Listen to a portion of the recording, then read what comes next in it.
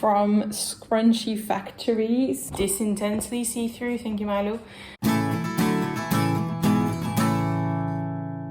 Hi, welcome to my channel La Fraise. I'm Noémie, and if you have not unsubscribed after Friday's video, thank you so much. I feel like that video was such a disaster. Looking at it, like I have my cuffs rolled up, I have fluff in my hair. You can see I'm like quite distressed. If you think like, wow, we know she's not a native English speaker, but like normally she speaks a bit better than what she did in that video. Yes, that's right, but like the neighbors were drilling constantly and hammering in between, and I was really trying to, you know, deliver a clear point, and it was such a challenge because I had to film everything in like tiny chunk, being constantly interrupted, and I was trying to make something clear and nice. And yeah, if you can see that I'm a bit off in Friday's video, I totally am. I totally am. Thank you for not having abandoned me after that disaster of a video, but we made it. We made it. And today I wanted to share with you making scrunchies and bows from a wedding dress fabrics. So I'm not going to tell you too much about this because you're going to see right now in the vlog. So I hope you enjoyed this little vlog about using wedding dress fabric. Stay till the end to see the state of my machine at the end of this process. It was quite something. So I just got a really exciting delivery. If I look hot, I am. It is almost 28, I think it's 28 degrees inside at the moment. And I know I look extremely shiny, but I just want to let you know that the camera always makes you look more shiny than you are, which is what people put powder on all the time. So I'm acknowledging I'm very shiny, partly hot, but it's partly worsened by the camera. So I just got a delivery. My cousin's getting married in a few weeks, and the bride's sister, who lives quite near me, just brought me leftover fabric from the wedding dress. So the bride wanted to see if I could make pretty bows for the hair, and oh my god, wow, bows for the hair and scrunchies for her bridesmaid and everything. And so I wanted to see how much fabric I had to work with, because it was very hard to tell her anything without having the actual fabric. This is the end of her skirt. She had the skirt shortened because she didn't want a very long train. So I'm really discovering it with you. I just wanted to share the experience. So this has clearly been cut in a half circle, because as you can see I have the biggest amount here, and then it kind of like tapers down in that end. And this seems like it's, oh gosh, 1, 2, 3, 4, 5 layers of tulle, 2 layers of whatever this is, shiny pretty white fabric. It's quite thick, so 2 layers. My god, she's gonna be hot. And then I assume again 5, 1, 2, and they are attached in some places. So there's like specific points on the skirt. Ah, no, sorry, it was folded on itself. Okay, sorry, I thought it was a bit weird.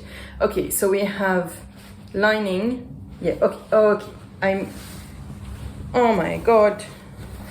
Oh my god, oh my god, oh my god. This is a lot of tulle. Oh my god. Wait, let's do this differently. I hope you can't hear the traffic too much. So, what is this piece of fabric? Goes on and on and on.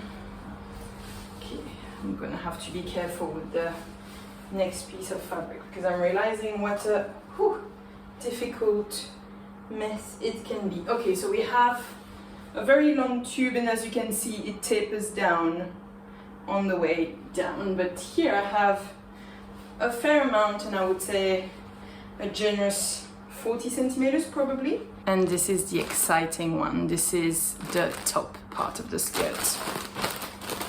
So what we saw was the tulle, you know, that like what keeps everything puffy and bouncy, and the lining, but here we're really going on what the dress is made of.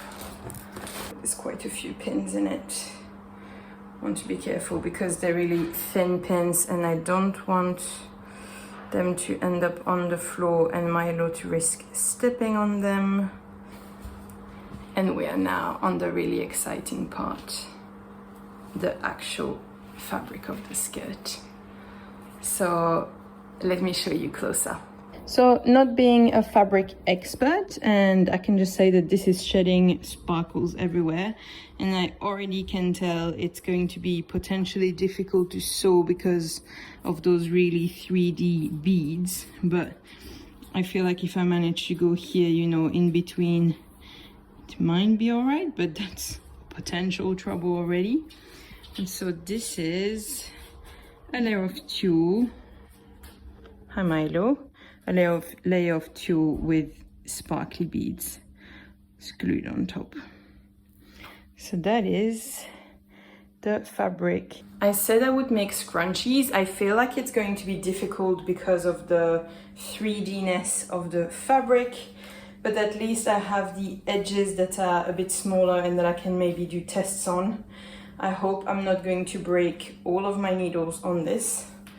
But yeah, it looks very pretty. I think I have enough material to make quite a few scrunchies. I even wonder if this is, yes, because I think I need 10 centimeters in height, so I think I can even use those really long bits here. I think what I imagine is that the biggest challenge is going to be to see how I use this efficiently.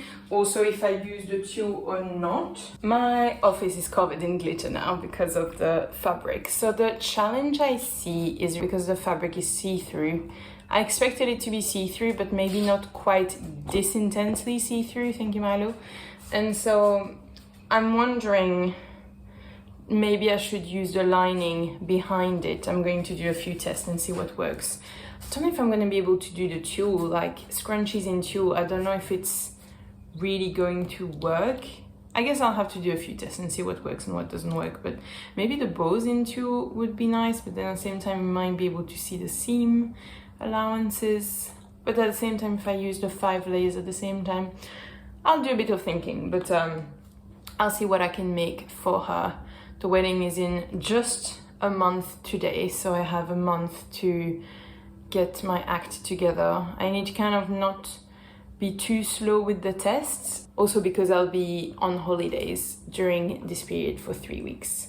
Doesn't leave me so much time, but I think it's possible. I'll need to do a few tests to see how things are.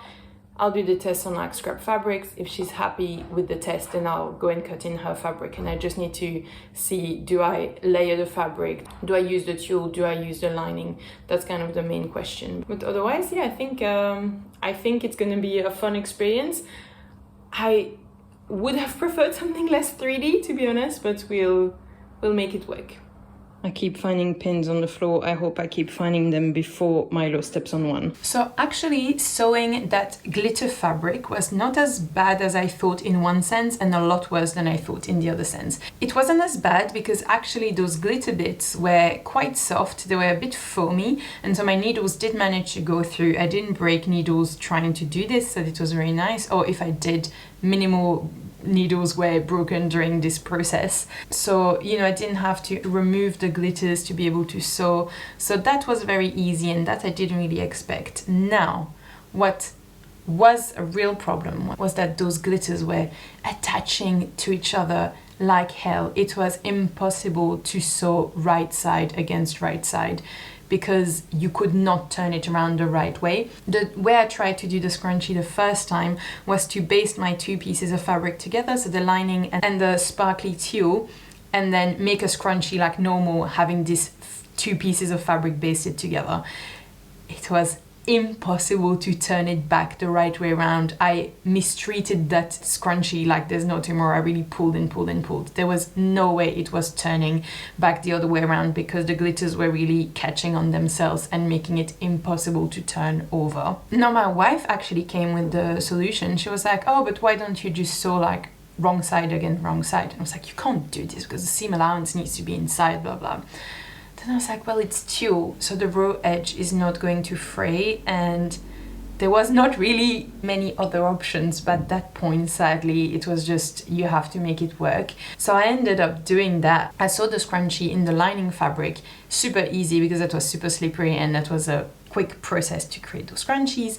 And then afterwards, I would kind of like sandwich it in the glitter and sew the seam allowance on the outside, and it actually created a kind of like nice halo around the scrunchie. So weirdly enough, it really worked, and that's how I did everything in the end, with that seam allowance on the outside that looked a bit halo-ish. And I find that it was nice because it allowed you to have a bit of the see-through characteristic of the tulle as well.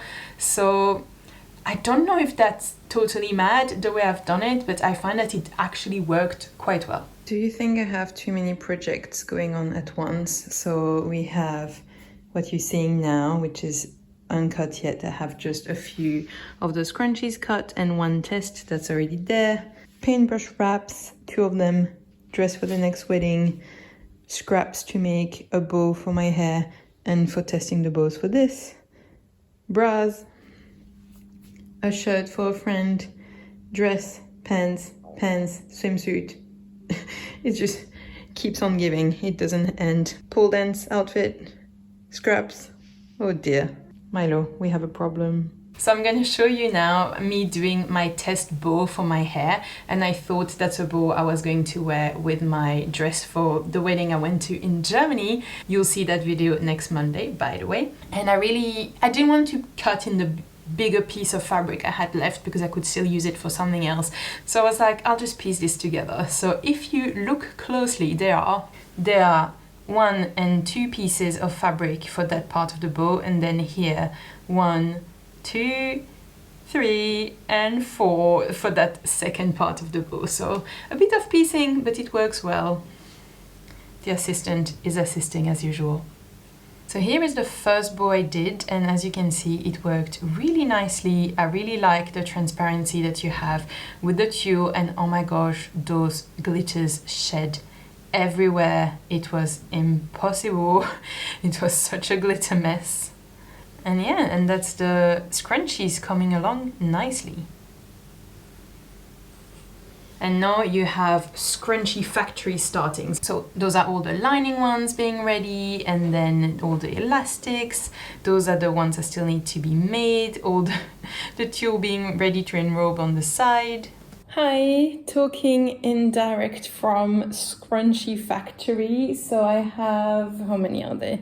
1, 2, 3, 4 scrunchies that still need enrobing, and I have 2 that have been enrobed. This is the first one I made. It suffered a bit, but I think I'll still give it still fine. And this one with its tiny halo. So yeah, as you can see, so there's 2 done, 4 to go.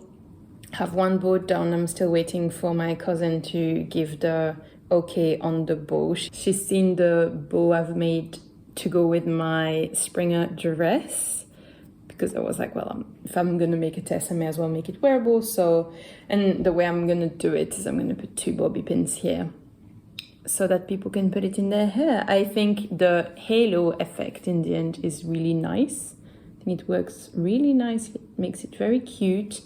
And also because the fabric is so stiff. So originally, the pattern piece from Rosary Apparel is this, and that's on fold. So it's quite a chunky piece of fabric that you need for the bow. And I don't think I had enough to make 4 bows taking so much fabric. But because this fabric is so stiff, like the way Rosary Apparel makes something this big and the black this, is because you fold it quite a few times. So the fabric becomes stiff. So that's what I've done here, and it worked really well. But here, the fabric with the sparkles is very stiff to start with. And so I thought I would get away. So I basically just took this size, did ×2, and then folded it on itself. And if you look, I didn't even finish the edge here, the one that's enclosed. I mean, you know, it's sparkly fabric, but people are not going to be able to put this in the wash anyway. The raw edge here is enclosed in the tulle. So yeah, I think they're really cute. I'm quite pleased. This was the easy part. Now I have to fight with this sparkly fabric that's literally covering my table in glitter. And I don't even want to know how my machine is going to be once we're finished with this and how it's going to be a pain to clean. It's taking a bit of time, but once you go like factory style and you make them all, that's doable. So yeah, and I think it's good. Like I'm going on holidays in a few days, and then the wedding is at the end of July, and I think it's going to be a relief to have it all done before I leave, so that I know that I don't, because I have 3 days when I'm back home between the holidays and the wedding, and I was like, I don't want to have to make all the scrunchies and the bows in those 3 days. If it's all done now, I'm in peace. I still need to make the outfit for that wedding. Okay, so enough procrastination, we'll go back to work. And this is what it looks like at the end with the bobby pins at the back. I think they look really cute and I'm really happy with the results. This is all I made because I had a little bit left over of the glitter fabric, but not of the lining anymore. I tried to make a scrunchie that was see-through, but it doesn't look really nice. It looks a bit jellyfish-like, and so you can see in the corner bottom left there is a see-through scrunchie. You can't really appreciate that it looks weird on the image, but I can tell you in real life it looked a bit weird. And that's it, all of my work nicely put together. And then at the end my machine was absolutely covered in glitter. You can see that and appreciate that right here. I did my best to clean it. Honestly, there still are glitter in there. I don't know for how long. I think it's going to take a while before they all get away. I tried to vacuum it. It's just glitter mess. Now my machine has been marked forever by this project. And that's it, that's how I made the scrunchies for my cousin's future wife. We have the wedding, oh wait, by the time you see this, so I have the wedding tomorrow, but by the time you see this, it was on Saturday. And so I hope we're gonna have a great time. I'm gonna wear my low-cut dress once more because I wore it for a wedding at the start of July, but in the end it was so cold. I was under a cardigan and a coat basically the whole time. So I feel like that dress didn't get its time to shine really. So I'm gonna wear the low-cut dress for that wedding again. I found really nice shoes that go really nicely with it. So I'm also really happy. Yeah, I think that's all. This is the first video that's on a Monday, and so from now on we're starting videos on Mondays and no longer on Fridays. I've been told it's a nice way to start the week, so I hope you like the Monday videos. I hope it was interesting to see me struggle with some glitter tulle, and yeah, I will see you in the next one. Don't hesitate to give a like to this video if you liked it, subscribe if you want to come back and see what I'm getting up to next, and don't forget that you can make anything. Bye!